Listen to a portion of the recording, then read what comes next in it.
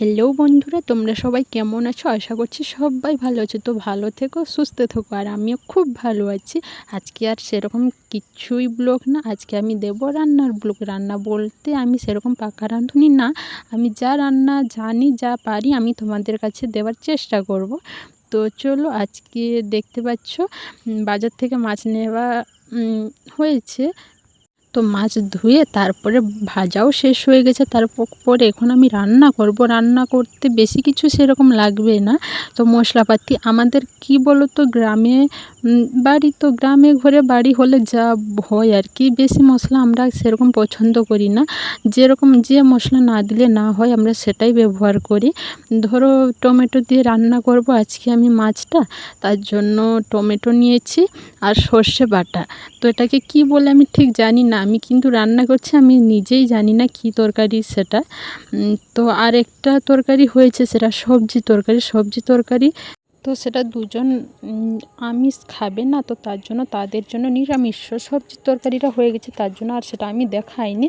আরও আছে, সেটাও আমরাও খাবো।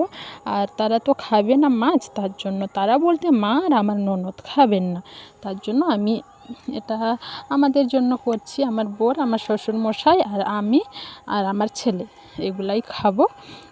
তো তার জন্য আমি রান্না করছি। প্রথম দেখতে পেয়েছো আমি দিয়ে দিয়েছি তেল, তার মধ্যে দিয়েছি একটু ফোড়ন, আর তারপরে দিয়ে দিয়েছি কাঁচা লঙ্কাগুলো দিলেই যে কি বলবো, একটা তেল ছিটানোর যে ভয়টা থাকে সেটা আমার থেকেই গেল। আজকে বছর হলো রান্না করছি, তো আমি সেটারই ভয়ে থাকি।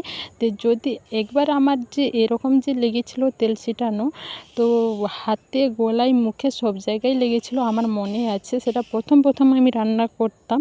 তো এখানে এসেই তো আমি রান্না করা আরম্ভ করেছি। বাপের বাড়িতে এত রান্না করতাম না, টুকিটাকি যা বিয়ের আগে শিখতাম আর কি, বিয়ে হবে তার জন্য।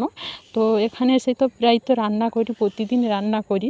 তো এখানে এখন একটু অভ্যাস হলেও, তা এই যে তেলের মধ্যে যে কাঁচা লঙ্কাটা যে দেবো, সেটা যে তেল যে ছেটানোর যে ভয়টা, সেটা আজ পর্যন্ত আর কাটেনি। আমি জানিও না সেটা কাটবে কি না। তো তোমাদের সাথে গল্প করতে করতে তো দেখতে পাচ্ছ আমার অনেকটাই সে রান্না হয়ে এসছে। অনেকটাই হয়ে এসছে বলতে আমি যেটা বলতে চাইছি আর কি। তো তেল দিয়ে ফোড়ন দিয়ে তারপরে একটু কাঁচা লঙ্কা দিয়েছি, তারপরে টমেটোটা দিয়ে ভালো করে নাড়াচাড়া করে একটু হয়ে এলে সর্ষে বাটাটা দিয়ে দেব। আর তারপরও দিয়ে দেব রং করার জন্য একটু লাল লঙ্কা। তো দিয়ে দেব, আমি যেহেতু বাটার সময় দিয়েছি, তো এটা লাল করার জন্য আর কি, রং করার জন্য আর একটু হলুদ গুঁড়ো দিয়ে দেবো।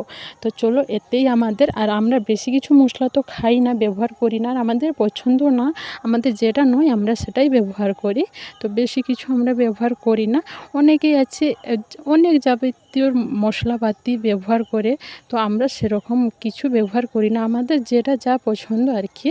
তো অনেক রকমের মশলা আছে, গরম মশলা অনেক রকমের, আমরা সেটা ব্যবহার করি না। আমরা যেটা খেতে ভালো পারি, মানে ভালো যেটা আমাদেরকে লাগে আর কি, আমরা সেটাই ব্যবহার করি। তো এতেই আমাদের চলে যায়। তো বেশি কিছু আর মশলা লাগে না, তো এতেই আমাদের হয়ে যাবে।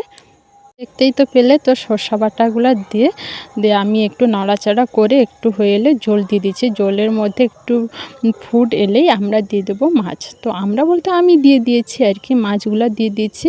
যতজন খাবো ততজন মাছ হিসেবে দিয়ে নিয়েছি, আর দুটো বেশি নিয়েছি, কারণ মানে যদি কি এক্সট্রা চাই আর কি, তার জন্য। তো দেখো এরকম কালার এসছে। তো আজকের ব্লগটা এই পর্যন্ত।